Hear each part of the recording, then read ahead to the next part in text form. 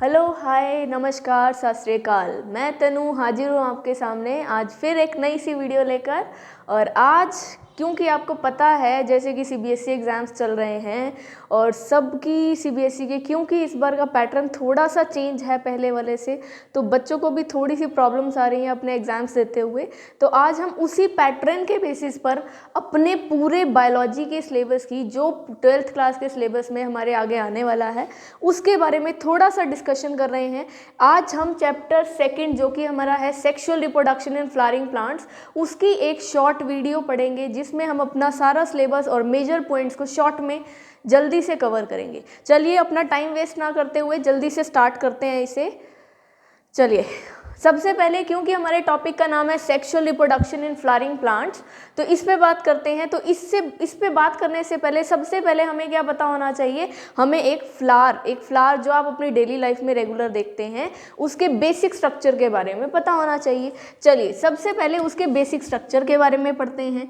अगर उसके basic structure के बारे में देखें तो उसका बेसिक स्ट्रक्चर कैसा है, तो अगर उसके बेसिक स्ट्रक्चर के बारे में देखें तो ये उसका हमारा बेसिक स्ट्रक्चर है। अगर आप चाहें तो इसे मेरे साथ के साथ ड्रॉ भी कर सकते हैं। अगर हम इस स्ट्रक्चर के बारे में देखें तो सबसे पहले बात करते हैं, क्योंकि हम रिप्रोडक्शन की बात करने वाले हैं, तो सबसे पहले अपने रिप्रोडक्टिव ऑर्गन्स की बात करते हैं। इसमें अगर हम देखें तो ये हमारा है फीमेल रिप्रोडक्टिव सिस्टम। क्या है ये हमारा? Female reproductive system of a flower, जिसके अगर पार्ट्स की बात करें इट इज SIOCO, ठीक नहीं sorry, it is stigma, it is style and ovary। इसकी लर्निंग स्कीम अगर हम बात करें तो इसकी लर्निंग स्कीम आती है हमारे पास सॉस मतलब stigma, style and ovary. Clear? अगर हम इन तीनों को मिला दें तो ये हमारे पार्ट्स बन जाते हैं। कौन से पार्ट्स? इट इज गाइनोशियम, जो कि हमारा क्या है? It is a female reproductive system, जिसे हम जनरल सेंस में पिस्टिल भी कहते हैं और इसे ही हम कार्पस भी कहते हैं। क्लियर? तो ये तो हो गया हमारा फीमेल रिप्रोडक्टिव सिस्टम की बात। अगर हम यहीं पे ही इसको एक बायसेक्सुअल फ्लावर मान के चलें और हम इसके मेल रिप्रोडक्टिव सिस्टम की बात करें तो मेल रिप्रोडक्टिव सिस्टम में आपको पता है दो ही चीज़ें होती हैं, एक एंथर और दूसरा फिलामेंट। ये हो गए हमारे एंथर और ये हो गई हमारी फिलामेंट। और इसको अगर हम मिला दें, दोनों ही पार्ट्स को मिला दें, तो ये बन जाता है हमारा एंड्रोशियम। क्या बन जाता है? एंड्रोशियम, जिसे हम जनरल सेंस में क्या बोलते हैं? It is also known as stamen. It is also known as stamen. ये पॉइंट्स आपको याद रखने हैं, क्योंकि ना क्वेश्चन आपका एंड्रोशियम से भी आ सकता है, स्टेमन से भी, और ये अलग अलग पार्ट्स, अलग अलग नेम आपको पता होने चाहिए। उसके बाद इसके बेसिक पार्ट्स की बात करें तो ये इसके कलर्ड पार्ट्स को हम सेपल्स बोलते हैं, and group of sepals is known as calyx. ये आपको पता है। Oh sorry, I have written wrongly. It is petals. Colored part is petals and group of petals is known as corolla. And finally this is the green leafy structure which is present at the base, जो base पर present होती है, जिसे हम बोलते हैं sepals, and group of sepals is known as calyx. And ये last में है हमारा थैलेमस, जिसे हम एक और नाम देते हैं जिसको हम बोलते हैं रिसेप्टिकल। And last is petiole and stock, जहाँ से हम फ्लावर को होल्ड करते हैं। ये था, this is something about the structure of flower, जो हम ऑलरेडी पहले पढ़ चुके हैं। आप जनरल सेंस में पहले भी इसके बारे में बहुत सारी चीज़ें पढ़ चुके हैं। चलिए इसके ऊपर ज़्यादा टाइम वेस्ट ना करते हुए हम जल्दी से बात करते हैं अपने आगे रिप्रोडक्टिव साइकिल की, कि एक प्लांट में रिप्रोडक्टिव फेसेस कैसे कैसे आएंगे, कैसे कैसे ये वर्क करेंगे। अगर हम इसकी बात करें तो क्या क्या चीज़ें हैं, आपको पता है हमारा रिप्रोडक्टिव सिस्टम कैसा है। हमारे कोई भी एक जनरल रिप्रोडक्टिव सिस्टम की बात करें तो वो 3 फेसेस में डिवाइडेड होता है। सबसे पहले फेस, अगर एनसीईआरटी की बुक भी उठाएंगे तो उसमें सबसे पहला फेस हमें क्या दिया हुआ है, इस चैप्टर का सबसे पहला टॉपिक दिया हुआ है प्री फर्टिलाइजेशन फेस। अगर हम प्री फर्टिलाइजेशन फेस की बात करें तो प्री मतलब before of what, this is fertilization. Fertilization से पहले क्या काम होंगे? 2 ही मेजर काम होते हैं फर्टिलाइजेशन से पहले। First is gametogenesis and second one is gamete transfer. Second काम क्या होगा, गैमीट को ट्रांसफर करना। चलिए सबसे पहले ये स्टार्ट करते हैं। अगर गैमीटोजेनेसिस की बात करें तो इसमें हमें मेल रिप्रोडक्टिव और फीमेल रिप्रोडक्टिव सिस्टम के बारे में थोड़ा थोड़ा देखना पड़ेगा। चलिए पहले मेल रिप्रोडक्टिव सिस्टम की बात करते हैं कि प्लांट्स में जो मेल रिप्रोडक्टिव सिस्टम होता है वो कैसा है। अगर मेल रिप्रोडक्टिव सिस्टम की बात करें तो प्लांट्स में मेल रिप्रोडक्टिव सिस्टम जिसे हम स्टेमन भी बोलते हैं वो दो पार्ट्स में डिवाइडेड होता है। अभी हमने देखा था first part is anther and second one is filament. दो पार्ट्स हैं इसके, एंथर एंड फिलामेंट। अगर हम एंथर की बात करते हैं सबसे पहले, क्योंकि देखो फिलामेंट क्या है, हाँ फिलामेंट क्या होता है, अगर इसके हम स्टार्टिंग की बात करें तो इसका कौन सा एंड होता है जो थैलेमस से अटैच होता है, its posterior end is attach to thalamus. Clear. तो जब हम ये यहाँ से बनाते हैं कि ये इस तरह से हमारा स्ट्रक्चर है तो this is the posterior and, और कौन सा एंड होता है जहाँ पे एंथर प्रेजेंट होते हैं, this is the distal part. Clear. तो ये चीज़ें याद रखनी है, ये पार्ट आपके लिए इंपॉर्टेंट है फिलामेंट के केस में, अदरवाइज हमें फिलामेंट पे ज़्यादा ध्यान नहीं देना है, हमारा मेन काम है एंथर। अगर एंथर की बात करें तो एंथर के लिए यहाँ पे हमारे पास दो टर्म्स जो हमारी एनसीईआरटी में यूज़ की गई हैं, that is it is a bilobed structure. ये बायलॉब्ड स्ट्रक्चर है। बायलॉब्ड मतलब बाय मतलब टू, लॉब मतलब पार्ट्स, कि इसके अभी हमने देखा कि ये इस तरह से बनाया तो देखो वन लॉब टू लॉब, तो इसके कितने पार्ट्स, दो लॉब। फिर हमने सेकेंड बात करी, सेकेंड टर्म जो हमें दी गई है दैट इज डायथिकस। क्या दी गई है, डायथिकस, जिसके दो थीका होते हैं। दो थीका मतलब अगर ध्यान से देखिए, अगर हम इस पार्ट को फर्दर देखेंगे तो इस तरह से इसके दो थीका प्रेजेंट है, 1 एंड 2। तो इसलिए क्या है, हर एक लोब में दो दो थीका हैं, और इसी दो थीका की वजह से इसका नाम क्या रख दिया, डायथिकस।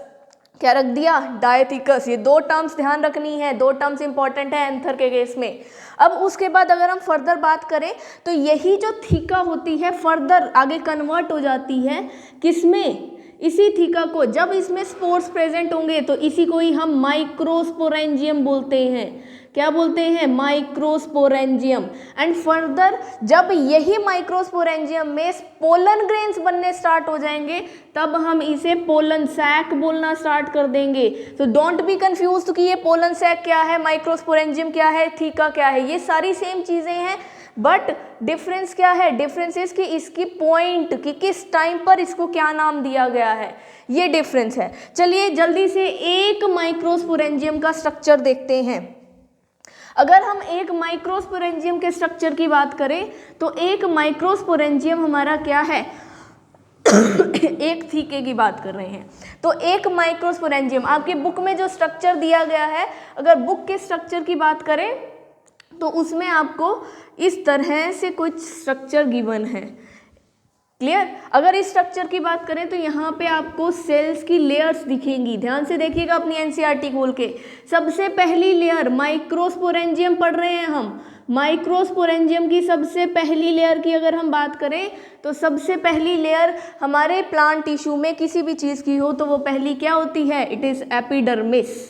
क्या होती है, एपिडर्मिस, सबसे पहली लेयर एपिडर्मिस। उसके बाद endothecium, second layer is endothecium. Third जो कि मल्टीपल लेयर्स की फॉर्म में प्रेजेंट होता है, इट इज मिडल लेयर्स। क्या होते हैं, मिडल लेयर्स की फॉर्म में प्रेजेंट होती हैं। And the fourth one is tapetum, the fourth one is tapetum and the most important layer. Most important layer क्यों है ये, क्यों, क्योंकि ये क्या करती है, ये हमारे फर्दर जो माइक्रोस्पोर मदर सेल्स प्रेजेंट हैं उनको नरिशमेंट प्रोवाइड करेगी। और ये एक इसकी दूसरी चीज़ क्या है कि इनके इस टैप्टम के जो सेल्स होते हैं वो मल्टी न्यूक्लिएटेड होते हैं, and due to its multi nucleated nature ये क्या करते हैं, इसके पास साइटोप्लाज्मिक कंटेंट भी क्या होता है, वो डेंस होता है, डेंस साइटोप्लाज्म होता है इनके पास, जिसकी वजह से ये हाईली नरिश्ड होते हैं। इसी नरिश्ड की वजह से ये जो फर्दर यहाँ पे हमारे क्या प्रेजेंट होंगे, यहाँ पे प्रेजेंट होगा स्पोरोजीनस टिश्यू, और इस स्पोरोजीनस टिश्यू को वो क्या करेंगे, इस स्पोरोजीनस टिश्यू में हमारे प्रेजेंट होंगे स्पोरोजीनस सेल्स, और यही स्पोरोजीनस सेल्स क्या करेंगे, इन्हीं स्पोरोजिनस सेल्स को ये टेप्टम क्या करेगा, नरिशमेंट प्रोवाइड करेगा, और इसको नरिशमेंट मिलेगा तभी तो ये एमएमसी मतलब माइक्रोस्पोर मदर सेल की तरह काम करेगा, और माइक्रोस्पोर मदर सेल की तरह अगर ये काम करेगा तभी तो ये माइक्रोस्पोर बनाएगा, और माइक्रोस्पोर बनाने के लिए एनर्जी चाहिए। एनर्जी कौन दे रहा है, टेप्टम। क्यों, क्योंकि इसके पास नरिशमेंट मटेरियल है, किस फॉर्म में, डेंस साइटोप्लाज्म की फॉर्म में। क्यों, क्योंकि ये मल्टी न्यूक्लिएटेड है। तो ये तो हो गया हमारा किसका स्ट्रक्चर, माइक्रोस्पोरेंजियम का। अगर माइक्रोस्पोरेंजियम के बारे में फिर से थोड़ा सा देखें तो हमने 4 बेसिक लेयर्स देखी हैं। सबसे पहली एपिडर्मिस, दूसरी एंडोथीशियम, थर्ड जो मल्टीपल लेयर्स की फॉर्म में प्रेजेंट है middle layers, fourth one is टेप्टम, और उसके बाद कुछ टिश्यू प्रेजेंट है जिसको स्पोरोजिनस टिश्यू बोला, जिसके पास जो सेल्स हैं वो स्पोरोजिनस सेल्स हैं, और यही sporogenous cells microspore mother cell की तरह काम करेंगे और फर्दर माइक्रोस्पोर बनाएंगे। अब हमारा क्वेश्चन क्या है, नेक्स्ट जो स्टेप आता है, क्वेश्चन मार्क लगा इस स्टेप पर, किस पे, कि ये माइक्रोस्पोर मदर सेल कैसे माइक्रोस्पोर बनाएंगे और कैसे ये फर्दर पोलन ग्रेन में कन्वर्ट होंगे। क्योंकि हमारा जो फर्स्ट फेज था उसके अंदर हम गैमीटोजेनेसिस, तो मतलब हमें ये देखना है कि गैमीट कैसे बनेगा, हमारा पोलन ग्रेन कैसे बनेगा। चलिए इस स्टेप को फर्दर डिटेल में पढ़ते हैं, और इस प्रोसेस का नेम है माइक्रोस्पोरोजेनेसिस। और माइक्रोस्पोरोजेनेसिस की बात करें तो माइक्रोस्पोरोजेनेसिस में देखिए क्या है हमारे पास एक ये सेल प्रेजेंट है जिसको हमने नाम दे दिया एमएमसी। क्या नाम दे दिया, एमएमसी मतलब माइक्रोस्पोर मदर सेल। इसी को ही हम कह सकते हैं जीएमसी मतलब गैमीट मदर सेल।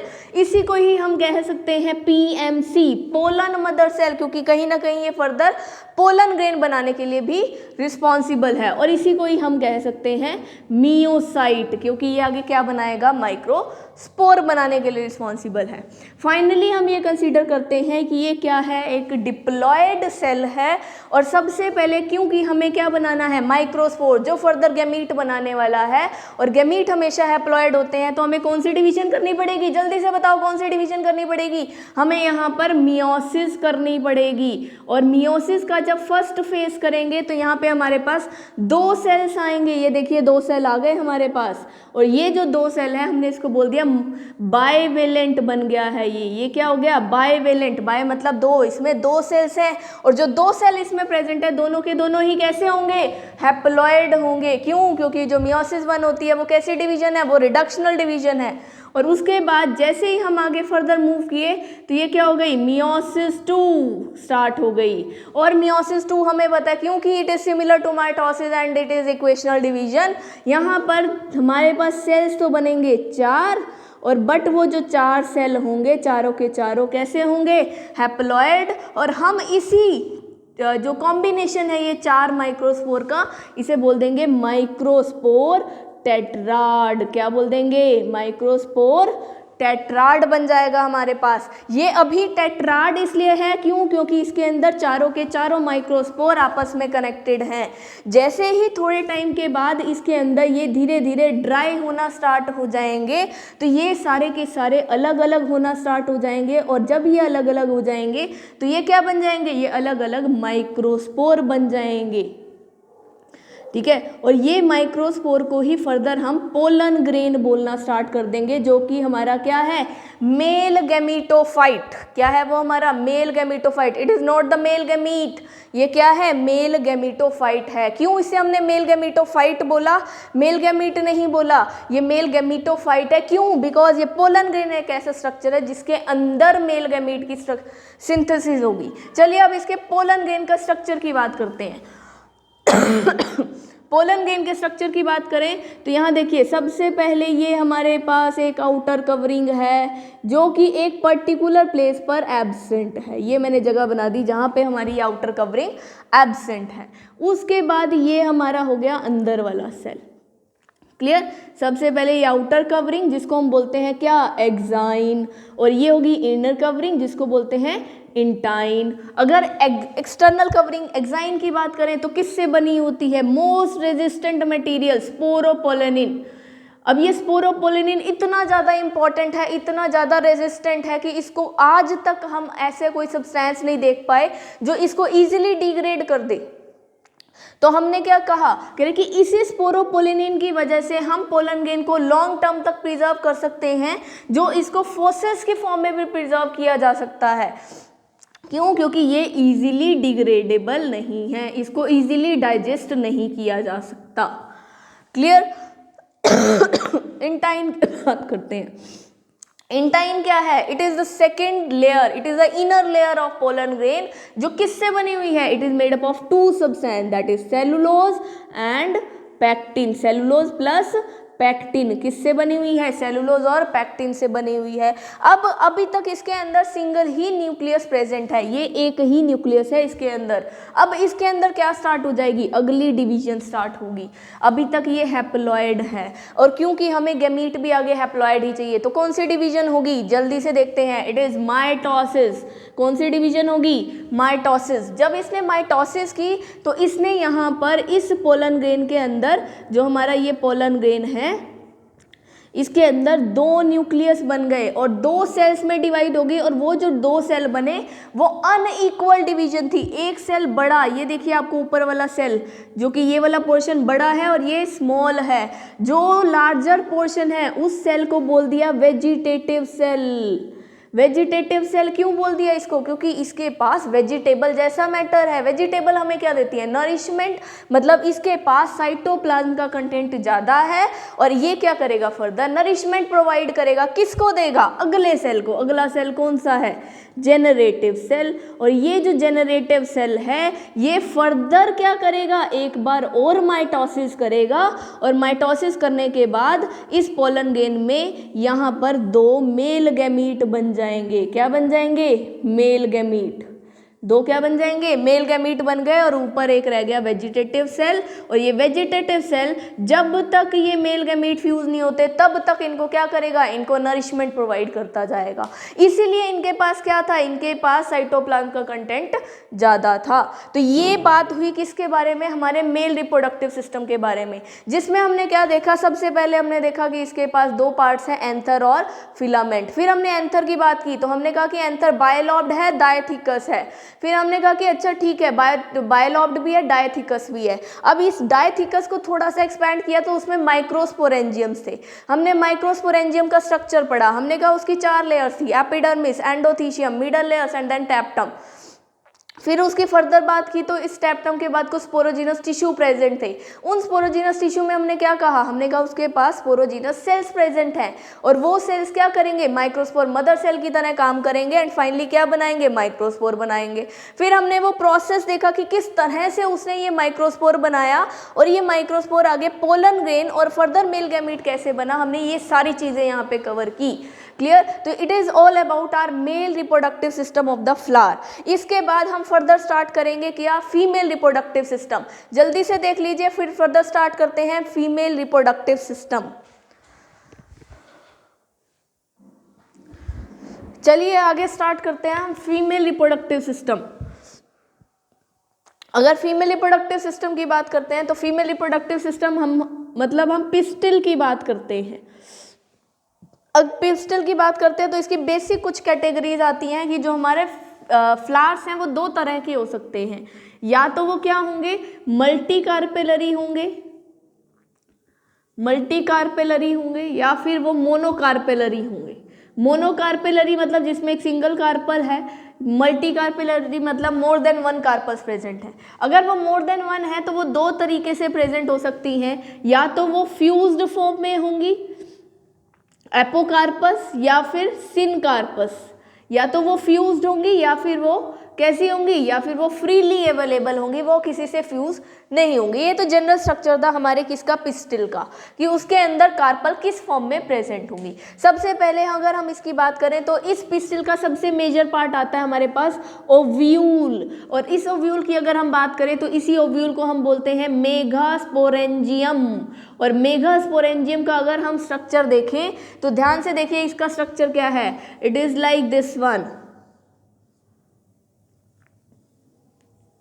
अगर हम मेगास्पोरेंजियम का स्ट्रक्चर देखेंगे तो ये है हमारा एक मेगास्पोरेंजियम। सबसे पहले ये जो स्टॉक लाइक स्ट्रक्चर है इसे हम बोलते हैं फ्यूनिकल। क्या बोलते हैं हम इसे, फ्यूनिकल। फ्यूनिकल के बाद हमारे पास आ जाता है ये हमारा मेजर एक ओव्यूल का स्ट्रक्चर। एक हमारा स्ट्रक्चर है जो फ्यूनिकल और ओव्यूल के बीच का स्ट्रक्चर है, जहां पर इसे पॉइंट ऑफ फ्यूजन कह सकते हैं। ये जो मेन फेस है इसे हम बोलते हैं हाइलम। क्या बोलते हैं, हाइलम। हाइलम के बाद हमारा ओवरी का स्ट्रक्चर स्टार्ट हो जाता, ओव्यूल का स्ट्रक्चर स्टार्ट हो जाता है। अगर ओव्यूल के स्ट्रक्चर की बात करें तो इसके पास 2 लेयर्स हैं आउटर कवरिंग्स की फॉर्म में, जिसे हम बोलेंगे आउटर इंटेगमेंट और inner integument. Outer and inner integument. Integument मतलब लेयर, आउटर और इनर इंटेगमेंट। और ये जो 2 लेयर्स हैं ये स्पेसिफिकली कुछ रीजन में एब्सेंट होती हैं। जिस रीजन में ये एब्सेंट होंगी उस पर्टिकुलर रीजन को हम बोलते हैं माइक्रोपाइल।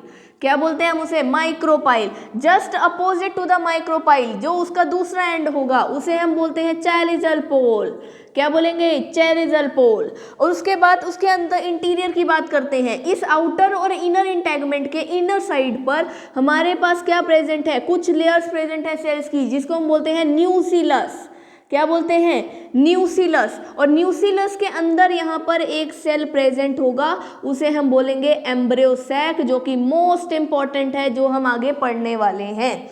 क्लियर। तो अगर हम यहाँ पे अगर इस स्ट्रक्चर के अकॉर्डिंग की बात करें तो सबसे मोस्ट इंपॉर्टेंट चीज जो पूछी जाती है वो पूछी जाती है प्लॉइडी, कि इनकी प्लॉइडी क्या है। प्लॉइडी पूछेंगे तो किसकी पूछेंगे, न्यूसिलस या एम्ब्रियो सैक की।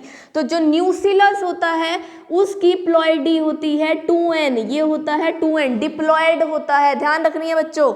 उसके बाद नेक्स्ट बात करते हैं हम एम्ब्रियो सैक की। एम्ब्रियो सैक जो कि हैप्लॉयड होता है। वैसे तो अगर इसके अकॉर्डिंग देखें तो हमें लगेगा कि वो डिप्लॉयड है, बट हम एम्ब्रियो सैक इस चीज को कब बोलते हैं, जब ये मेगास्पोरोजेनेसिस के बाद रिडक्शन डिवीजन के बाद बनता है, तब हम इसको एम्ब्रियो सैक बोलते हैं। इसलिए रिडक्शन डिवीजन के बाद ये हैप्लॉयड हो जाएगा, इसलिए हम इसकी प्लॉइडी क्या बोलेंगे कि ये क्या है, n है, ये हैप्लॉयड है, इसे हम डिप्लॉयड नहीं बोलेंगे।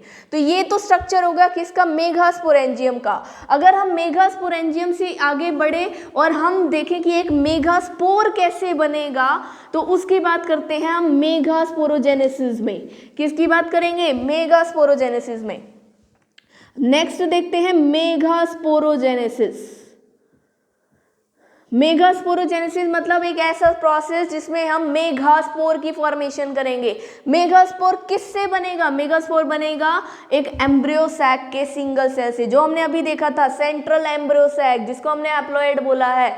वही एक सेल है जो मेगास्पोर मदर सेल की तरह काम करता है। अब इसको भी जब हम शॉर्ट में देखेंगे तो हम इसको भी MMC लिखते हैं। MMC का मतलब माइक्रोस्पोर मदर सेल भी हो सकता है और मेगास्पोर मदर सेल भी हो सकता है। बट जब हम मेगास्पोरोजेनेसिस देख रहे हैं तो वो मेगास्पोर मदर सेल है, और मेल की बात कर रहे हैं तो माइक्रोस्पोर मदर सेल है। यहाँ पे क्या था, हमारे पास ये एक सिंगल सेल है, ठीक है। अब इसके अंदर सबसे पहले, क्योंकि हमने कहा कि ये अभी स्टार्टिंग में जो मेगास्पोर मदर सेल की तरह काम कर रहा है, इसलिए ये डिप्लॉयड है, तो हमें गैमीट बनाना है। गैमीट कैसे होते हैं, अभी हमने डिस्कस किया था, हैप्लॉयड। तो हैप्लॉयड बनाने के लिए हमें क्या करना पड़ेगा, हमें मियोसिस 1 मियोसिस करनी पड़ेगी। मियोसिस 1 क्योंकि रिडक्शन डिवीजन होती है, जो 2 सेल बनेंगे इसके अंदर, ये क्या होंगे, मेगास्पोर डायाड। क्या बन जाएंगे, मेगास्पोर डायाड, जो कि क्या होंगे, दोनों ही हैप्लॉयड होंगे। क्यों, क्योंकि जो मियोसिस 1 थी वो हैप्लॉयड रिडक्शन डिवीजन थी। इसके बाद हम इस मियोसिस को कंप्लीट करते हैं तो मियोसिस 2 करनी पड़ेगी, और मियोसिस 2 करेंगे तो यहाँ पे अगेन हमारे पास 4 सेल का कॉम्बिनेशन आ जाएगा। ये जो 4 सेल हमारे पास बन गए इसको हम बोलेंगे मेगास्पोर टेट्राड। क्या बन जाएगा, मेगास्पोर टेट्राड। अगेन सारे के सारे क्या होंगे, हैप्लॉयड होंगे।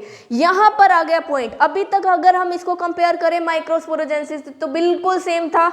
उसके अंदर भी एक सेल था, मियोसिस 1 की थी, बाइवेलेंट बना था, फिर मियोसिस 2 की थी, टेट्राड बना था। बट अब एक डिफरेंस आ गया। डिफरेंस क्या आ गया, वहां पे चारों के चारों माइक्रोस्पोर फंक्शनल थे। यहाँ पर जो 4 बने हैं उनमें से 3 जो होंगे, जो 3 माइक्रोस्पोर्स मेगास्पोर होंगे, वो 3 मेगास्पोर डीजेनरेट हो जाएंगे, खत्म हो जाएंगे, उनका आगे कोई भी फंक्शन नहीं होगा, बट जो एक रह जाएगा, ये एक मेगास्पोर जो रह जाएगा वो क्या होगा, वो फंक्शनल होगा और वो फंक्शनल मेगास्पोर की तरह आगे काम करेगा। अगर इस मेगास्पोर की बात करें तो ये जो एक फंक्शनल मेगास्पोर है ये क्या करेगा आगे, अगर इस एक फंक्शनल मेगास्पोर की बात करें तो ये जो एक फंक्शनल मेगास्पोर है ये आगे माइटोसिस करनी स्टार्ट करेगा। बट क्वेश्चन मार्क क्या है कि जब ये माइटोसिस करेगा तो माइटोसिस के अंदर दो पार्ट्स होते हैं, कार्योकाइनेसिस, साइटोकाइनेसिस, बट यहाँ पर ये एक सिर्फ सिंगल क्या करेगा, कार्योकाइनेसिस करेगा। और कितनी बार करेगा, 2 to 3 सक्सेसिव डिविजन्स करेगा। और जब ये एक ही सेल है, ये एक ही मेगास्पोर था, एक ही जो आगे एम्ब्रियो सैक कहलाएगा, उसके अंदर 3 बार करेंगे। पहले एक बार किए तो ये 2 बन गए, फिर किए तो ये 4 बन गए, फिर हमने तीसरी किए तो 8 न्यूक्लियस हो गए इसके अंदर। ये जो 8 न्यूक्लियस बने इसके अंदर, अब धीरे धीरे इसके अंदर साइटोकाइनेसिस स्टार्ट हो जाएगी। जैसे ही इसके अंदर साइटोकाइनेसिस हुई तो हमारे पास क्या हो गए, ये जो एक एम्ब्रियो सैक था ये 3 तो एक एंड पर इकट्ठे हो गए, 3 दूसरे एंड पर इकट्ठे हो गए और 2 न्यूक्लियस एक सेंट्रल सेल के अंदर बीच में रह गए। तो टोटल अगर हम यहाँ पर देखें तो हमारे पास 7 सेल्स हैं। कौन कौन से, 3 ये चैलेजल पोल है, यहाँ पर हम इसको चैलेजल और इसको माइक्रोपाइल मानकर चल रहे हैं, उसी के अकॉर्डिंग इसको लेबल करेंगे। चैलेजल पोल पे जो 3 होते हैं उसे हम बोलते हैं एंटीपोडल सेल्स। क्या बोलेंगे, एंटीपोडल सेल्स। जो माइक्रोपाइल रीजन पर 3 हैं उनमें से कॉर्नर वाले 2 उन्हें हम बोलते हैं सिनर्जिड्स। क्या बोलते हैं, सिनर्जिड्स। बीच वाला सेल जिसको हम बोलेंगे सेंट्रल सेल, और इस सेंट्रल सेल के अंदर क्या होगा, इस सेंट्रल सेल के अंदर 2 न्यूक्लियस होंगे जिसे हम बोलेंगे पोलर न्यूक्लियाई। क्या बोलेंगे, पोलर न्यूक्लियाई। तो ये हमारा स्ट्रक्चर हो गया किसका, एम्ब्रियो सैक का। किसका स्ट्रक्चर हो गया, एम्ब्रियो सैक। अब ये हमारा एम्ब्रियो सैक पूरा तैयार है आगे डबल फर्टिलाइजेशन करने के लिए, अपना नेक्स्ट स्टेप करने के लिए ये आगे फर्टिलाइजेशन का प्रोसेस कैसे करेगा। बट अभी हम इसको फर्टिलाइज नहीं करा सकते, क्यों, क्योंकि फर्टिलाइज कराने के लिए हमें क्या चाहिए, हमें चाहिए एक पोलन ग्रेन, और पोलन ग्रेन को यहाँ पर लाने के लिए हमें क्या करनी पड़ेगी, हमें करनी पड़ेगी एक नेक्स्ट स्टेप अपने प्री फर्टिलाइजेशन फेज का, जिसे हम बोलते हैं दैट इज पॉलिनेशन। क्या बोलेंगे हम इसे, पॉलिनेशन। नेक्स्ट स्टेप क्या होगा, पॉलिनेशन, वो हमें करना पड़ेगा। अगर हम यहाँ पर पॉलिनेशन की बात करें तो पॉलिनेशन को हमने, पॉलिनेशन होता क्या है बेसिकली, पॉलिनेशन की अगर बात करें तो पॉलिनेशन क्या है, पॉलिनेशन को हमने 3 पार्ट्स में डिवाइड किया हुआ है। सबसे पहले पॉलिनेशन की अगर डेफिनेशन लिखें तो पॉलिनेशन क्या है, transfer of pollen grain from anther to stigma, this is known as pollination. अब इस स्टेप को करने के लिए हमने फर्दर 3 टाइप्स देखे, कौन कौन से हैं। सबसे पहले आता है हमारे पास ऑटोगैमी। ऑटोगैमी, ऑटो मतलब सेल्फ, सेल्फ मतलब जो अपने आप करेगा खुद काम, बट सेल्फ पॉलिनेशन, इसके अंदर हम यूजुअली सेल्फ पॉलिनेशन को इंक्लूड करते हैं। और सेल्फ पॉलिनेशन मतलब का क्या मतलब है कि जो भी काम होगा वो सेम फ्लावर में होगा, जो ट्रांसफर होना है वो सेम फ्लावर में होगा। बट सेम फ्लावर में होने के लिए भी फर्दर हमारे पास 2 तरह के फ्लावर्स हैं। कौन कौन से फ्लावर हैं, एक है हमारे पास कैस्मोगैमस, दूसरा है हमारे पास क्लिस्टोगैमस। 2 तरह के फ्लावर है हमारे पास। अब इसके अंदर वो ये क्या कहता है, कहते हैं कि इसमें से एक फ्लावर तो ऐसा है जो कभी ओपन ही नहीं होता, और दूसरा फ्लावर ऐसा है कि अगर क्लियर, एक फ्लावर तो ऐसा है जो क्या करता है, जो कभी ओपन ही नहीं होगा, जिसके अंदर वो ओपन ही नहीं हो रहा है। इट मीन्स कि अपना स्टिग्मा, अपनी एंथर जैसे ही मैच्योर हुआ उसने अपने पोलन ग्रेन स्टिग्मा पर डाल दिए, और स्टिग्मा पर डालते ही वो फ्यूज करके फर्दर डेवलप कर गया। क्योंकि वो ओपन ही नहीं हुआ तो वहाँ पे क्रॉस पॉलिनेशन के बिल्कुल भी चांसेस नहीं है। दिस इज द वन जो कभी भी ओपन नहीं होता। अगर ये ओपन नहीं होता तो इसके अंदर कहीं पे भी क्रॉस पॉलिनेशन के चांसेस नहीं है, बिल्कुल भी 0% चांसेस है क्रॉस पॉलिनेशन के। अगर क्रॉस पॉलिनेशन नहीं होगी तो कोई वेरिएशन नहीं, कोई न्यू कैरेक्टर्स नहीं, एग्जैक्टली सिमिलर प्लांट रिसीव होगा हमें। अब नेक्स्ट आता है हमारे पास कैस्मोगैमस, जो क्या करता है, जिसके अंदर जो उसका एंथर और स्टिग्मा है दोनों ही क्या होंगे, एक्सपोज्ड होंगे। क्लियर। एक्सपोज होने का मतलब क्या है कि अगर वहाँ पर ठीक है वो सेम फ्लावर में प्रेजेंट है, बट चांसेस ये भी हो सकते हैं कि वो पोलन ग्रेन कहीं दूसरे फ्लावर से उड़कर स्टिग्मा तक आ गया, और स्टिग्मा तक अगर वो पोलन ग्रेन आया तो यहाँ पर कुछ % चांसेस हो सकते हैं किस चीज़ के, क्रॉस पॉलिनेशन के। तो अगर यहाँ पर कुछ % चांसेस क्रॉस पॉलिनेशन के होते हैं तो यहाँ पर वेरिएशन भी आ सकते हैं, और अगर वेरिएशंस आएंगे तो फर्दर क्या होगा, न्यू कैरेक्टर्स की फॉर्मेशन के भी कुछ % चांसेस हो सकते हैं। मतलब यहाँ पे वैसे तो ऑटोगैमी में जो भी प्लांट आएंगे वो हमेशा जेनेटिकली सिमिलर होते हैं मोस्ट ऑफ द केसेस में, बट यहाँ पर ना के बराबर कुछ चांसेस हैं। ना के बराबर इसलिए बोला क्योंकि वो 0.1 और 0.2% चांसेस हो सकते हैं। क्यों? क्योंकि यूजुअली ये क्या सपोर्ट करते हैं, ये ऑटोगैमी सपोर्ट करते हैं, मतलब ये सेल्फ पॉलिनेशन में बिलीव करते हैं। उसके बाद सेकंड की बात करें तो सेकंड आ गई हमारे पास जिटोनोगैमी। जिटोनोगैमी क्या कहती है, वो कहती है कि ठीक है हम करेंगे self pollination, but self pollination के लिए जो फ्लावर होगा वो तो डिफरेंट होगा, but they belong to same plant, दोनों सेम ही प्लांट से बिलोंग करेंगे। अगर वो सेम प्लांट से हैं तो इट मीन्स दोनों के जो जेनेटिक्स हैं, जो जीन्स हैं, जो जेनेटिक मटेरियल है वो कैसा होगा, वो सेम होगा। इसलिए इसके अंदर होगी तो कहीं ना कहीं क्रॉस पॉलिनेशन, बट वो क्रॉस पॉलिनेशन किस तरह से होगी कि उसके अंदर जो जेनेटिक मटेरियल सेम है, तो जो प्लांट्स आएंगे वो भी कैसे आएंगे, जेनेटिकली सिमिलर आएंगे, जेनेटिकली सिमिलर प्लांट्स आएंगे हमारे पास यहाँ पर। क्लियर। थर्ड आते हैं तो थर्ड हमारे पास है जीनोगैमी। जीनोगैमी क्या कहती है, कहती है कि totally cross pollination, I don't believe in self pollination. तो ये क्या कहती है, क्रॉस पॉलिनेशन के लिए क्या चाहिए, फ्लावर भी डिफरेंट, प्लांट भी डिफरेंट। क्लियर। तो उसके अंदर क्या होगा, दोनों ही चीज़ें डिफरेंट है, कहीं कोई जीन्स की सिमिलरिटी, कोई भी जेनेटिक कॉन्स्टिट्यूशन इनका सिमिलर नहीं होगा, और सिमिलर ना होने की वजह से 100 यहाँ पे वेरिएशन के चांसेस मैक्सिमम है, मैक्सिमम वेरिएशंस आएंगे और नए कैरेक्टर्स की फॉर्मेशन होगी, और जो प्लांट बनेगा वो जेनेटिकली डिसिमिलर होंगे। कैसे होंगे, जेनेटिकली डिसिमिलर होंगे। क्लियर। तो ये हो गई हमारी पॉलिनेशन। अब हमारे पास क्वेश्चन आया कि देखो ऑटोगैमी है, ऑटोगैमी में तो क्या है कि वो खुद ही करेंगे जो करेंगे, कोई उनको एजेंट की ज़्यादा नीड है नहीं, बट अगर हमें एक प्लांट के अंदर एक फ्लावर से दूसरे फ्लावर तक लेकर जाना है तो हमें कोई ना कोई तो मेथड चाहिए, कोई ना कोई तो एजेंट चाहिए जो इसको लेकर जाएगा। इसी तरह से एक प्लांट से दूसरे प्लांट तक लेकर जाना है तो भी हमें एजेंट्स की नीड है। तो इसीलिए हमें इस पॉलिनेशन को करवाने के लिए किस चीज़ की नीड है, हमें पॉलिनेशन को करवाने के लिए हमारे नेक्स्ट टॉपिक पॉलिनेटिंग एजेंट्स की जरूरत पड़ेगी। तो जल्दी से देखते हैं हमारे पॉलिनेटिंग एजेंट्स कौन कौन से हैं। नेक्स्ट हमारे पास कौन सा टॉपिक आता है, पॉलिनेटिंग एजेंट्स। क्या है, पॉलिनेटिंग एजेंट्स कौन से हैं।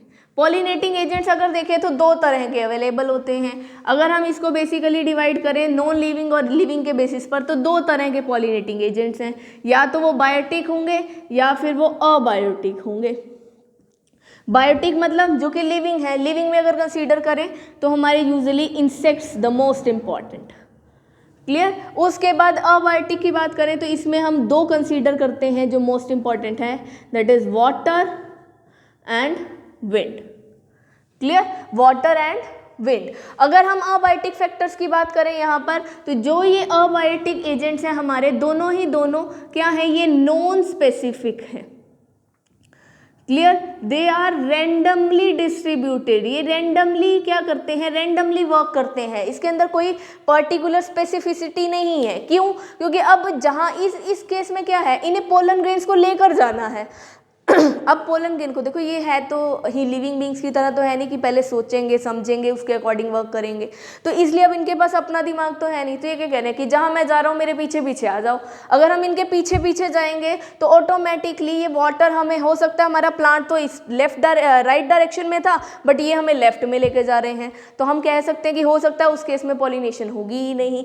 ऐसे ही विंड भी ऐसे ही है, हो सकता है प्लांट की डायरेक्शन कुछ और है और विंड की डायरेक्शन कुछ और है, तो वहाँ पर लो चांसेस होंगे पॉलिनेशन के, जो चांसेस ऑफ फर्टिलाइजेशन है वहाँ पर वो लो हो जाते हैं। क्यों? क्योंकि ये नॉन स्पेसिफिक है, कोई स्पेसिफिक डायरेक्शन नहीं है, रैंडमली वर्क करेंगे, रैंडम डिस्ट्रीब्यूशन है। अगर वो मीट कर गए तो ठीक है, फर्टिलाइजेशन हो जाएगी, अगर मीट नहीं करते हैं तो कोई फर्टिलाइजेशन वहाँ पर नहीं होगी। चलिए इसी को फर्दर अगर हम डिटेल में देखेंगे अब,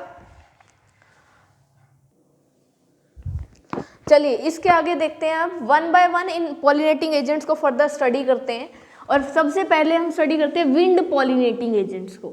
अगर विंड पॉलिनेशन की बात करें तो विंड पॉलिनेशन में किसकी बात करते हैं हम? अगर विंड पॉलिनेशन की बात करें तो विंड पॉलिनेशन में हमारे प्लांट्स, या फिर अगर हम बात करें कि हमारा फ्लावर या हमारी किस तरह का होना चाहिए। सबसे पहले अगर हम बात करें तो यहाँ पे हमारे जो पोलन ग्रेन्स हैं वो किस तरह के होने चाहिए? इट शुड बी लाइटर, वो लाइट वेट के होने चाहिए। अगर वो लाइट वेट के नहीं होंगे तो क्या होगा? विंड के थ्रू इजीली फ्लो ही नहीं कर पाएंगे। उसके बाद ये कैसे होने चाहिए? They should be non sticky. ये कैसे होने चाहिए? नॉन स्टिकी होने चाहिए। नॉन स्टिकी मतलब ऐसा नहीं हो कि जिसके साथ भी टकराएं उसी के साथ ही चिपक के रह जाएं, क्योंकि अगर उसी के साथ ही चिपके रह जाएंगे तो फर्दर कैसे अपने स्टिग्मा तक पहुंचेंगे। तो दूसरी बात क्या थी? ये तो हो गए हमारे पोलन ग्रेन्स के बारे में। अगर पोलन ग्रेन से आगे की बात करें, स्टेमन, स्टेमन कैसा होना चाहिए? स्टेमन शुड बी वेल एक्सपोज्ड, वो वेल एक्सपोज्ड स्टेमन होना चाहिए। और ये अगर वेल एक्सपोज्ड क्यों होना चाहिए? ये अगर विंड के कांटेक्ट में होगा तभी तो जैसे ही ये पोलन ग्रेन्स ऐड करेगा, रिलीज करेगा, वो डायरेक्टली विंड के थ्रू आगे ट्रांसमिट होंगे। क्लियर? उसके बाद बात करते हैं स्टिग्मा। स्टिग्मा कैसी होनी चाहिए इसके केस में?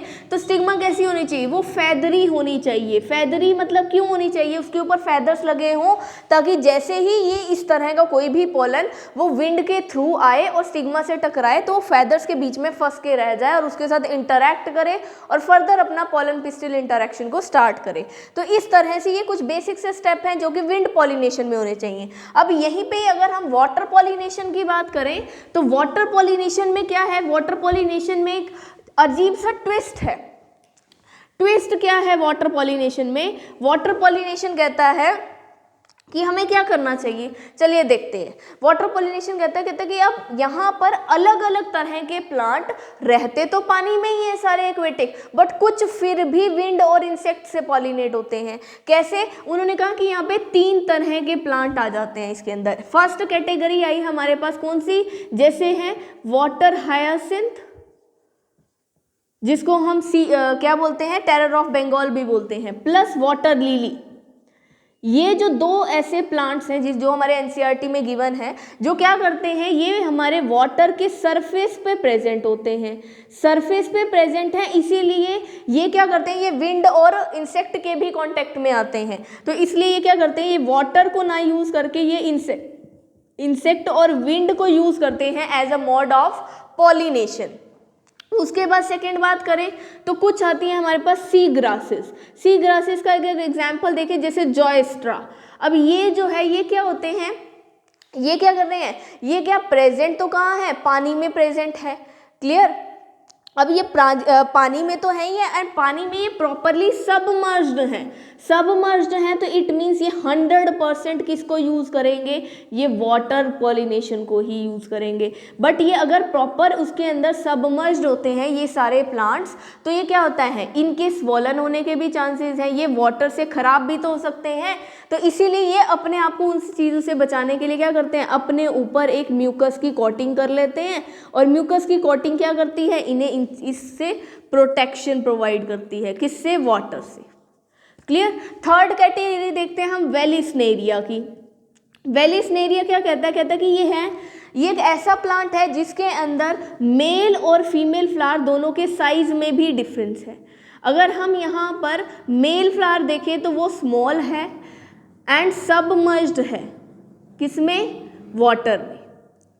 क्लियर? और यहाँ पे जो फीमेल फ्लावर है वो क्या है? वो लॉन्ग है, उसकी जो स्टॉक होती है वो लॉन्ग होती है, इसलिए वो क्या करता है? अपनी लॉन्ग स्टॉक की वजह से सम टाइम ये सरफेस पर भी आ जाता है। क्लियर। तो इट मीन्स कि ये जो मेल है जब ये पॉलन ग्रेन रिलीज करेगा ये तो पानी में रिलीज करेगा और ये सरफेस पे है, तो इसीलिए यहाँ पर ये मेल क्या करता है, पहले ये सरफेस पर जाएगा और वाटर में अपने गैमीट्स, अपने पॉलन ग्रेन्स को रिलीज करेगा और रैंडमली और passively it will meets to female gamete. किससे मीट करेंगे, फीमेल मतलब स्टिग्मा से मीट करेंगे। और अगेन मैं यही चीज़ बोलूँगी कि जितना भी पॉलिनेशन का इवेंट होगा वो सारा का सारा कैसा होगा, एक पैसिव प्रोसेस है। कोई चांसेस नहीं है यहाँ पर हम कह सकते हैं कि 100% चांसेस है यहाँ पर फर्टिलाइजेशन होगी ही होगी या पोलन ट्यूब जर्मिनेशन होगी ही होगी। हम कोई चांसेस नहीं कह सकते हैं इस केस में। क्यों नहीं कह सकते, क्योंकि अगेन यहाँ पर क्या चीज़ें हैं, ये रैंडम प्रोसेस है, एक पैसिव प्रोसेस है, वाटर करंट से मूव कर रहा है या फिर विंड करंट से मूव कर रहा है, तो इसलिए यहाँ पर कोई डिफाइंड चांसेस नहीं कह सकते। बट जो हमारा नेक्स्ट केस है, नेक्स्ट केस कौन सा है, इंसेक्ट पॉलिनेशन। अगर हम उसकी बात करें तो it is the more specific one and उसके साथ साथ उसके अंदर हम कह सकते हैं कि chances of fertilization and pollen interaction ज़्यादा हैं। क्यों, क्योंकि इंसेक्ट, सबसे पहले देखते हैं कि इसके अंदर है क्या। जो इंसेक्ट पॉलिनेशन है, अगर हम इसकी बात करें तो इंसेक्ट पॉलिनेशन क्या कहता है, इंसेक्ट पॉलिनेशन कहता है कि देखो अब इंसेक्ट को हमने क्या बोलना है, हमने कहना है कि इंसेक्ट आए इस फ्लावर के पास, इससे पॉलन ग्रेन ले और दूसरे स्टिग्मा पर जाकर दे दे। बट अब वो इंसेक्ट कहता है कि मैं क्यों करूँ ये काम, मेरा तो ये काम नहीं है, तो मैं ये काम क्यों करूं। तो उसके लिए हमें क्या करना पड़ेगा, हमें इसको कुछ ना कुछ लालच देना पड़ेगा। तो हमें क्या कहना पड़ेगा, हमें ये कहना पड़ेगा कि यस हम तुझे ये चीज़ देंगे तभी तुम्हें ये देगा।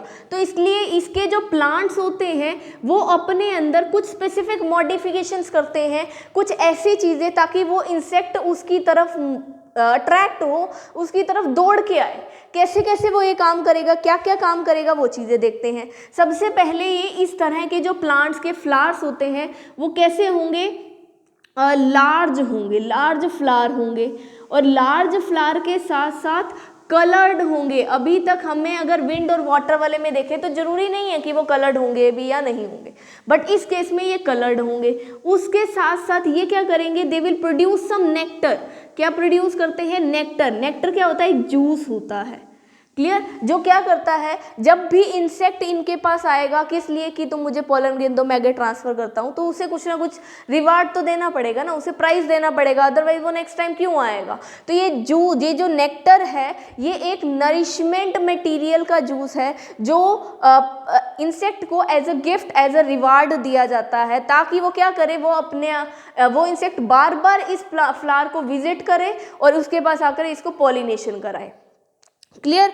तो ये सारी चीज़ें हो गई। सम टाइम क्या होता है, जो फ्लावर हैं हमारे वो स्मॉल क्वांटिटी में है, तो स्मॉल क्वांटिटी में जब भी फ्लावर होते हैं तो उसे वो क्या करते हैं, हम क्या करेंगे, उसको क्लस्टर करा देंगे। उसके जो ग्रुप्स होंगे वो ग्रुप ऑफ फ्लावर जो है वो उसको अट्रैक्ट करेगा। ग्रुप ऑफ फ्लावर, ये जो क्लस्टर है वो अट्रैक्ट करेगा इंसेक्ट को, उसको वहाँ पर आने के लिए। इसके अंदर अगर आप एग्जाम्पल लेंगे तो ऑर्किड एक मोस्ट इम्पॉर्टेंट, बहुत अच्छा सा एग्जाम्पल है इसके लिए। इसके अंदर वो क्या करता है कि यहाँ पर जो क्या करता है, जो फ्लावर है, क्लियर, उसको क्या करना था, उसे अट्रैक्ट करना था इंसेक्ट को।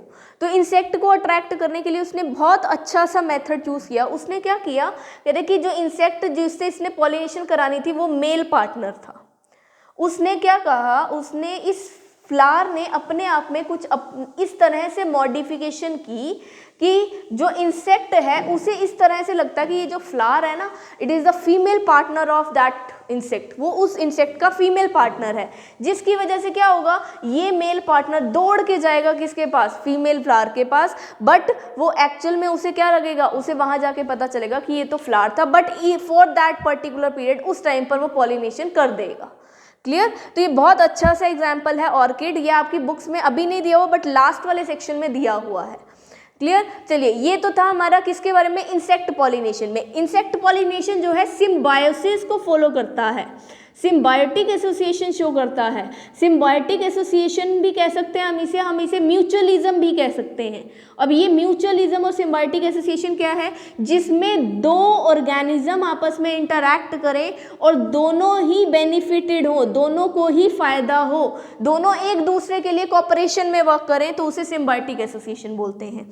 जिसमें एक एग्जाम्पल अगर हम देखें तो एक एग्जाम्पल है हमारे पास टॉलेस्ट फ्लावर। एक हमारा टॉलेस्ट फ्लावर है किसका, उसका नाम है एमोर्फोफैलस।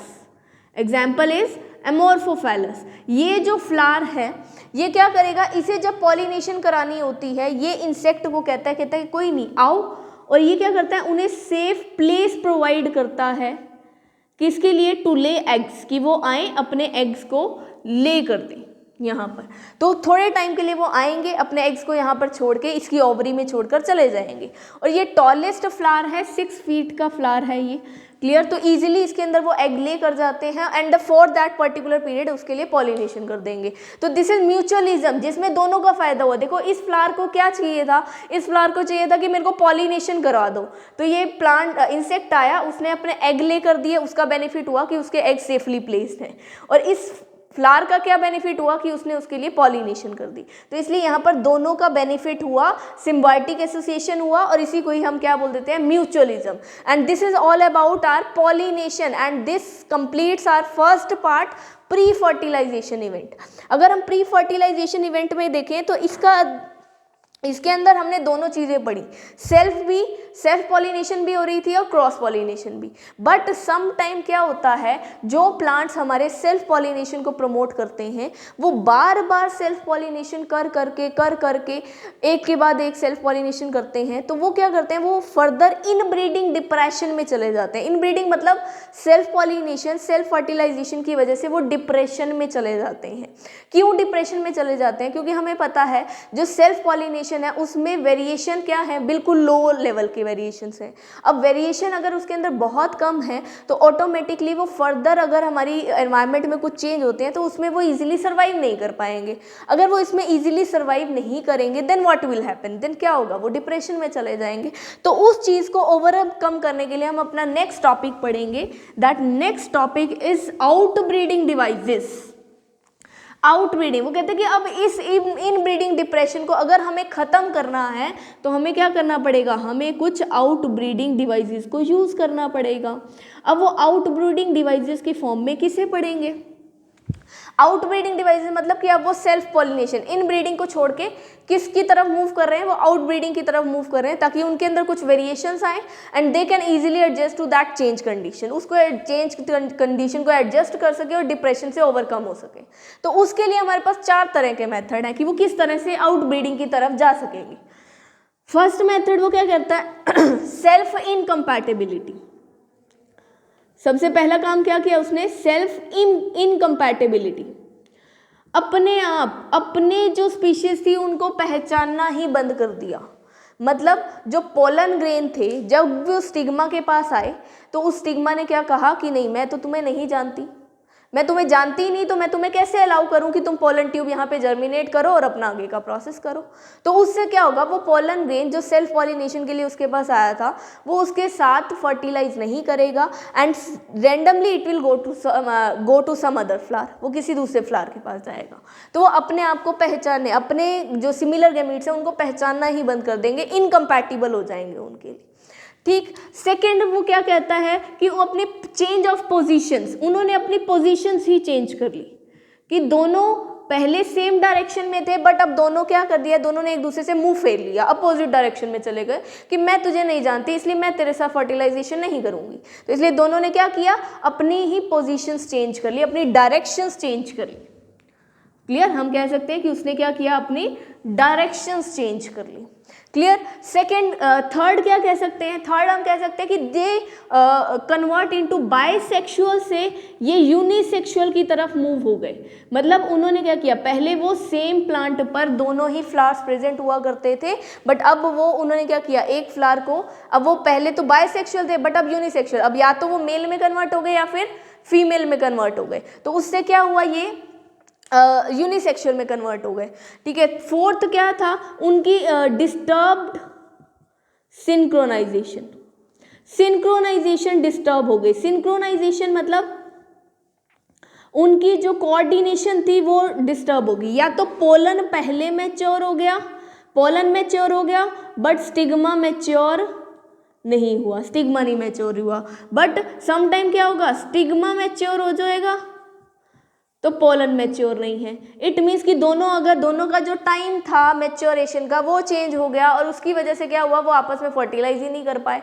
इसीलिए अब उन्होंने क्या किया कि क्रॉस फर्टिलाइजेशन में जाना स्टार्ट कर दिया। तो ये 4 ऐसे डिवाइसेस थे जिसकी वजह से वो इन ब्रीडिंग डिप्रेशंस को ओवरकम करते हैं और अपने आप में एक नेचुरल सा प्रोसेस है जिसमें कोई हम आर्टिफिशियल चीज़ नहीं कर रहे हैं, जिसमें नेचुरली अपने आप ही जो प्लांट्स हैं अपने आप ही अपने में कुछ चेंजेस कर रहे हैं और आउट ब्रीडिंग को फॉरवर्ड मूव करा रहे हैं। क्लियर। तो ये तो हो गया किसका, आउट ब्रीडिंग डिवाइसेस के बारे में। अब वो कहते हैं कि जब पोलन किसके पास आया, अब हमने ये पढ़ लिया कि पोलन आया किसके पास, पिस्टिल के पास। अब ये जब पोलन पिस्टिल के पास आएगा तो ये पिस्टिल कैसे इसके साथ इंटरैक्ट करेगी और कैसे इसका फर्दर प्रोसेस करेगी। चलिए अब उसको देखते हैं कि कैसे ये पोलन और पिस्टिल आपस में इंटरैक्ट करते हैं। कोई ज़्यादा बड़ा सा प्रोसेस नहीं है, बहुत छोटा सा प्रोसेस है कि जैसे ही पोलन और पिस्टिल आपस में मीट करेंगे तो क्या होगा, it is a chemical mediated process. ये सबसे चीज़ मोस्ट इंपॉर्टेंट है जो हमें ध्यान रखनी है इसके अंदर। It is chemical mediated process. क्या है ये, केमिकल मेडिएटेड प्रोसेस है कि जो इनके बीच में क्या होगी, एक केमिकल रिएक्शन होगी। दोनों क्या करेंगे, केमिकली एक दूसरे से बात करेंगे कि तुम मुझसे मैच करते हो तो ठीक है, otherwise I will not allow you to please make a pollen tube. तो ये क्या करते हैं, दोनों आपस में एक केमिकल मेडिएटेड प्रोसेस को फॉलो करते हैं। जैसे कि ये हमारी स्टिग्मा स्टाइल ओवरी हो गई और ये पोलन ग्रेन आ गया इसके पास। जैसे ही पोलन ग्रेन आया इनके बीच में कुछ केमिकल्स में की हेल्प से आपस में कुछ बात हुई। मतलब यहाँ पर स्टिग्मा ने कुछ केमिकल्स रिलीज किए और पोलन और सिग्मा ने उस केमिकल से जो इंटरैक्ट किया और इंटरैक्ट करने पर इनको एक चीज़ पता चल गई कि आइदर जो पोलन है वो कंपैटिबल होगा या तो वो पोलन क्या होगा, कंपैटिबल होगा या फिर इनकम्पैटिबल होगा। अगर तो वो कंपैटिबल है, राइट टाइप का पोलन है, तो वो क्या करेगा, वो इसको अलाउ करेगा कि तुम पोलन ट्यूब बनाओ और जर्मिनेट करके अपना प्रोसेस कंटिन्यू करो।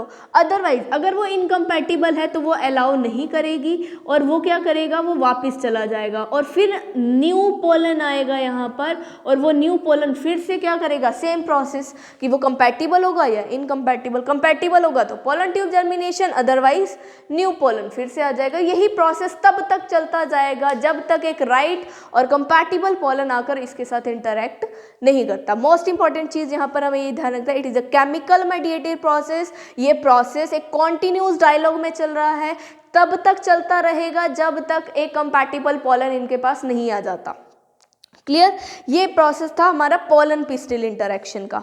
अगर इसके बाद नेक्स्ट बात करें तो हमारे पास नेक्स्ट टॉपिक आता है। अब हमने पोलन और पिस्टिल को इंटरैक्ट भी करा दिया। अब इंटरैक्शन के बाद हमारे पास नेक्स्ट काम क्या आया, फर्टिलाइजेशन। नेक्स्ट फेज क्या आ गया, फर्टिलाइजेशन। फर्टिलाइजेशन की अगर हम बात करें तो फर्टिलाइजेशन में ध्यान से देखते हैं क्या हुआ।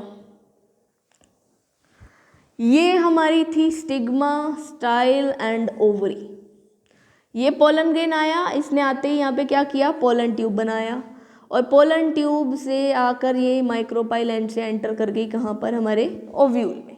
अब जो ओव्यूल था, ओव्यूल में हमने पढ़े थे 7 cell, 3 antipodal, 2 synergids, 1 egg cell और 2 पोलर न्यूक्लियाई एक सेंट्रल सेल में।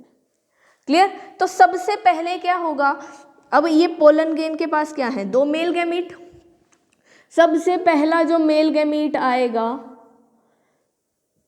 सबसे पहले इंटरैक्ट करेगा एग सेल के साथ। जैसे ही एग, क्योंकि ये फीमेल गैमीट, ये मेल गैमीट, ये भी हैप्लॉइड, ये भी हैप्लॉइड, दोनों मीट किए तो हमारा प्रोसेस हो गया और यहाँ पर बन गया हमारे पास क्या, जाइगोट, और जो कि डिप्लॉयड है और इस प्रोसेस को हम बोलते हैं सिंगैमी। क्या बोलते हैं, सिंगैमी, मतलब फर्टिलाइजेशन हो गई। क्लियर। फिर आया हमारे पास दूसरा मेल गैमीट। अब इस मेल गैमीट ने क्या किया, कहता मैं तो अभी भी हैप्लॉइड ही हूँ। क्लियर। बट उसके बाद हमारे पास क्या आया, पोलर न्यूक्लियाई। नेक्स्ट जो 2 थे वो क्या थे, पोलर न्यूक्लियाई थे। अब 2 पोलर न्यूक्लियाई हैं, ध्यान से देखना है बच्चों यहाँ पे कभी भी हमें क्या नहीं लिखना, हमें यहाँ पर 2n नहीं लिखना। क्यों? क्योंकि ये क्या है, ये मत सोच लेना कि 2 पोलर न्यूक्लियाई है तो n + n = 2n। ये हमेशा क्या होगा, ये n + n ही रहेंगे, क्योंकि ये 2 अलग अलग न्यूक्लियस हैं। अगर हम इकट्ठा कर देंगे तो वो एक न्यूक्लियस काउंट हो जाएगा, तो इसलिए ये n + n है। 3 न्यूक्लियस हो गए। फ्यूज करने के बाद देखो क्या बना दिया, अब निकाल दिया ट्रिप्लॉयड। ट्रिप्लॉयड मतलब 3n, प्राइमरी एंडोस्पर्म न्यूक्लियस। क्या बना दिया, प्राइमरी एंडोस्पर्म न्यूक्लियस, जिसको हमने क्या बोल दिया, PEN, primary endosperm nucleus. Triploid है मतलब 3n है।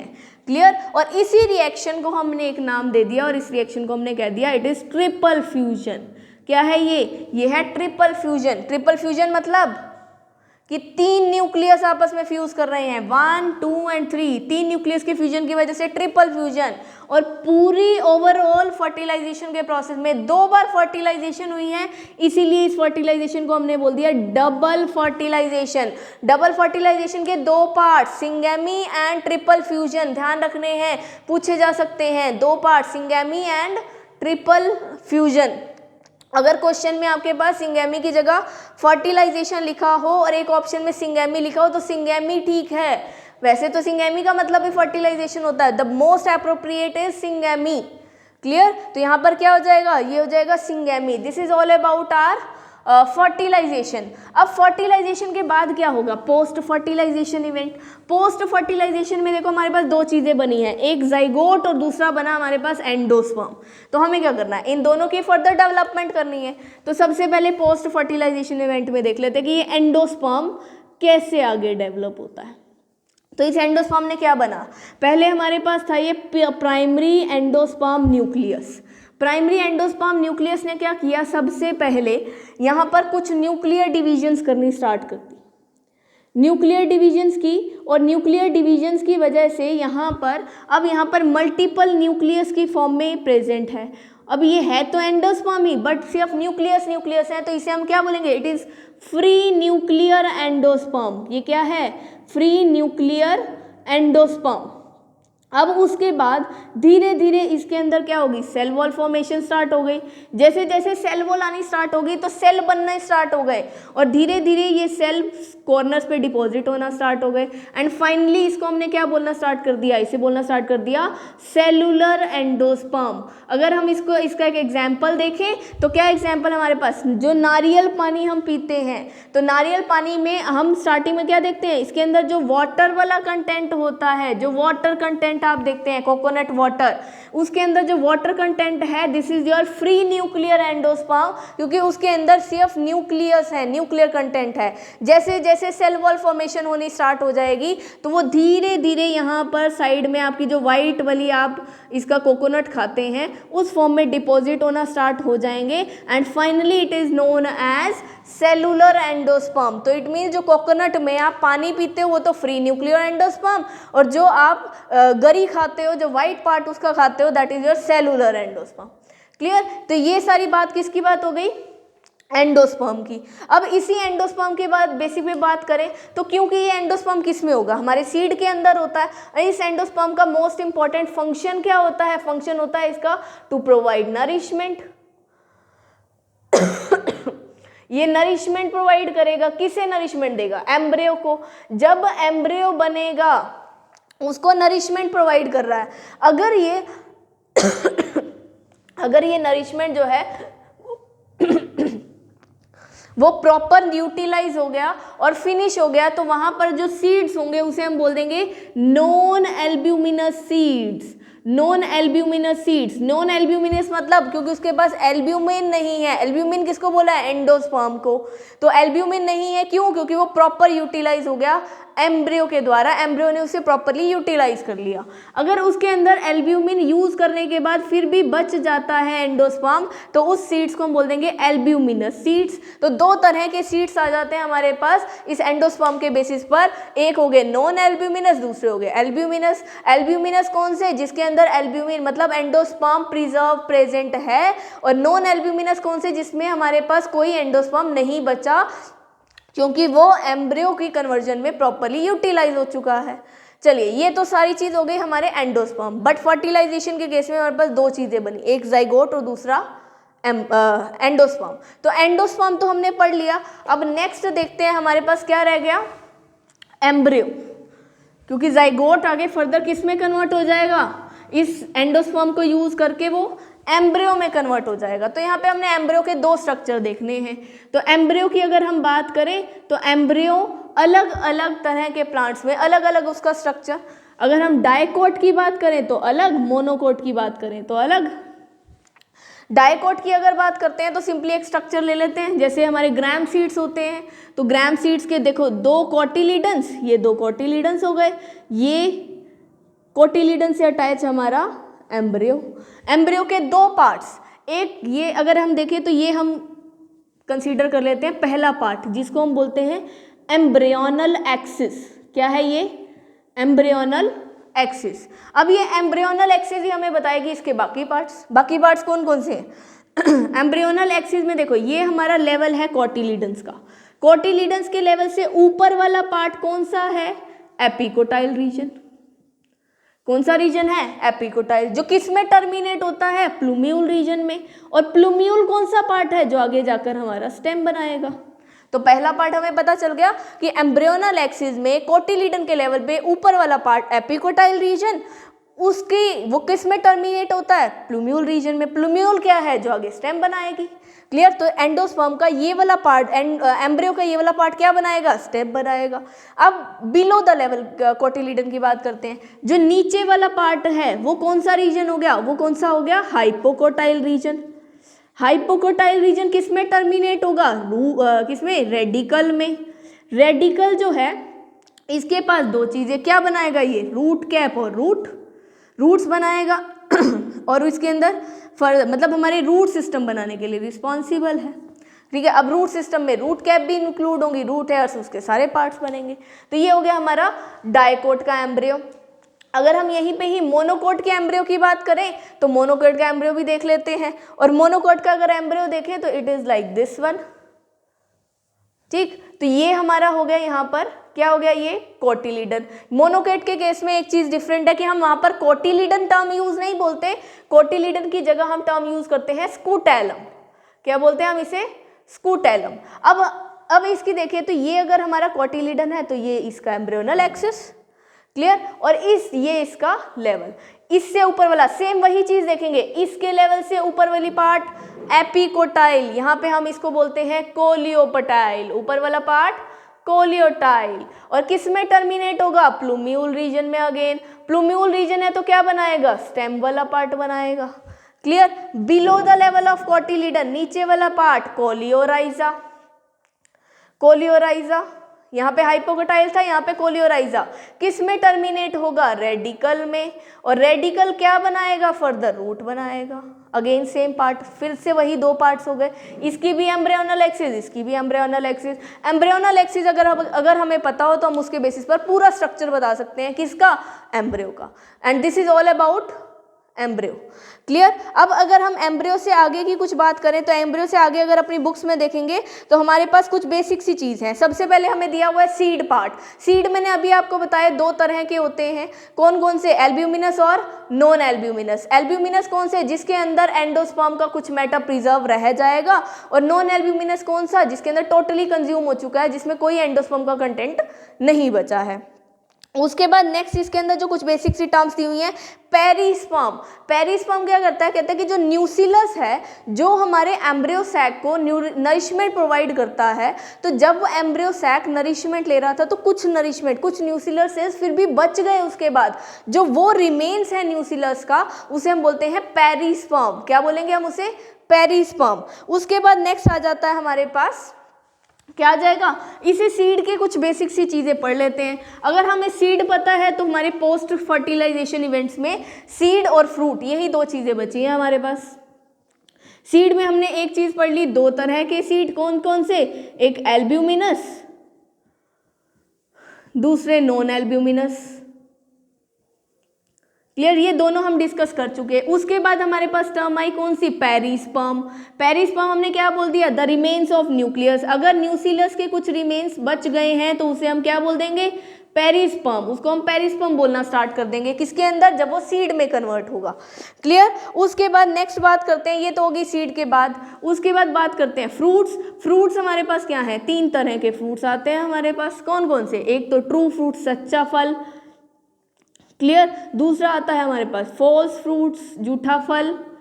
क्लियर। एंड थर्ड आ गया हमारे पास कौन सा, पार्थिनोकार्पिक फ्रूट्स। क्लियर। यही 3 तरह के हमारे पास फ्रूट्स हैं। फर्स्ट ट्रू फ्रूट की बात करें, कौन से होते हैं ट्रू फ्रूट्स, जो किससे बने, जो ओवरी से बने वो ट्रू फ्रूट। जो ओवरी से ना बन के किसी दूसरे पार्ट से बने वो सारे के सारे, जैसे हम कह सकते हैं थैलेमस से बना हुआ है। एग्जाम्पल एप्पल जो है वो एक फॉल्स फ्रूट है, क्यों, क्योंकि वो थैलेमस से बना है, वो ओवरी से नहीं बना। पार्थिनोकार्पिक कौन सा हो गया, जो बिना फर्टिलाइजेशन के बने, जो विदाउट फर्टिलाइजेशन बने, वो कौन सा हो गया, पार्थिनोकार्पिक फ्रूट। क्लियर। ये सारे तो हो गए हमारे फ्रूट्स के बारे में। उसके बाद लास्ट में हमारे पास 2 मोस्ट इंपॉर्टेंट टर्म बचती हैं चैप्टर की। कौन सी हैं वो 2 मोस्ट इंपॉर्टेंट टर्म, पहली है हमारे पास apomixis and the second one is polyembryony. The most important, दोनों बहुत जल्दी से समझ में आ जाएंगी। अभी हमने एक पढ़ी है पार्थिनोकार्पिक। पार्थिनोकार्पी में हमने क्या पढ़ा, वो फ्रूट्स जो बिना फर्टिलाइजेशन के बने हों वो क्या है, वो पार्थिनोकार्पिक हैं। ऐसे ही सीड्स, कह रहे कि वो सीड्स जो बिना फर्टिलाइजेशन के बने हों वो क्या हो जाएंगे, वो क्या हो जाएंगे, एपोमिक्टेड सीड्स। वो सीड्स जो बिना फर्टिलाइजेशन के बने हों दे आर एपोमिक्टेड सीड्स, और वो प्रोसेस का नेम क्या हो जाएगा, दैट इज एपोमिक्सिस। अब क्वेश्चन यहाँ राइज हुआ कि वो बनेंगे कैसे, वो कैसे बनेंगे। वो कहते हैं कि जब भी हमारे मेगास्पोरोजेनेसिस होती है, तो हमने अभी पढ़ा था कि मेगास्पोरोजेनेसिस में सबसे पहले मेगास्पोर मदर सेल और मियोसिस 1 होती है, रिडक्शन डिवीजन। तो वो कहते हैं कि उस टाइम पर रिडक्शन डिवीजन जो थी वो स्किप हो गई है, रिडक्शन डिवीजन ही नहीं हुई। रिडक्शन डिवीजन नहीं हुई तो हमारा जो ओव्यूल है वो कैसा रहा, वो डिप्लॉयड रहा, वो हैप्लॉयड में कन्वर्ट ही नहीं हुआ।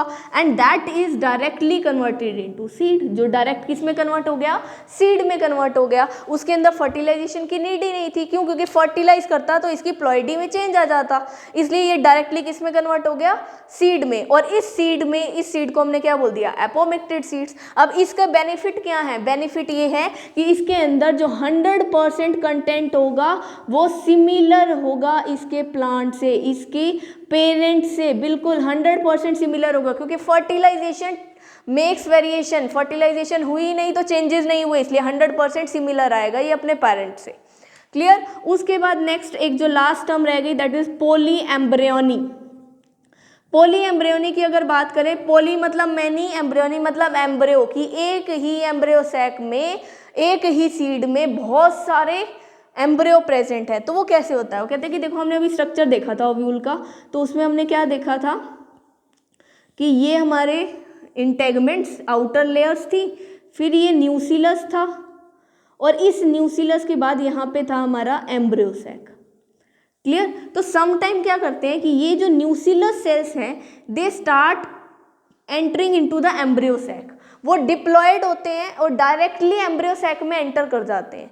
जब वो डायरेक्टली एम्ब्रियो सैक में जितने न्यूक्लियस सेल्स वो एंटर करेंगे ये सारे के सारे डायरेक्टली एम्ब्रियो में कन्वर्ट होते जाते हैं। इसीलिए हम क्या बोल देंगे कि अब जो सीड बनेगा, अब जो हमारा फर्दर ये सीड बनेगा उसके अंदर एक से ज़्यादा एम्ब्रियो होंगे। क्यों? क्योंकि बहुत सारे न्यूक्लियर सेल्स जो उसके अंदर एंटर हुए वो डायरेक्टली किस में कन्वर्ट हो चुके हैं, एम्ब्रियो में कन्वर्ट हो गए हैं। और जो कंडीशन आई हमारे पास उस कंडीशन को हमने बोल दिया पोली एम्ब्रियोनी, मतलब the process of formation of more than one embryo in a single seed in a single ovule.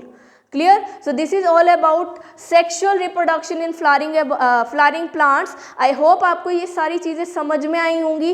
और अगर फिर भी आपको कुछ डाउट्स हैं या फिर कुछ और टॉपिक्स जो आप अपने एग्जाम से रिलेटेड पूछना चाहते हैं, जो मोस्ट फ्रीक्वेंट टॉपिक है जिसमें आप बहुत ज़्यादा डाउट्स हैं आपको, तो प्लीज़ उसे कमेंट कीजिए अपने कमेंट बॉक्स में और बताइए हमें कि उसके ऊपर वीडियोज़ बनाइए ताकि हम उसके ऊपर वीडियोज़ बनाकर आपकी वो प्रॉब्लम्स को सॉर्ट आउट कर सकें। Thank you.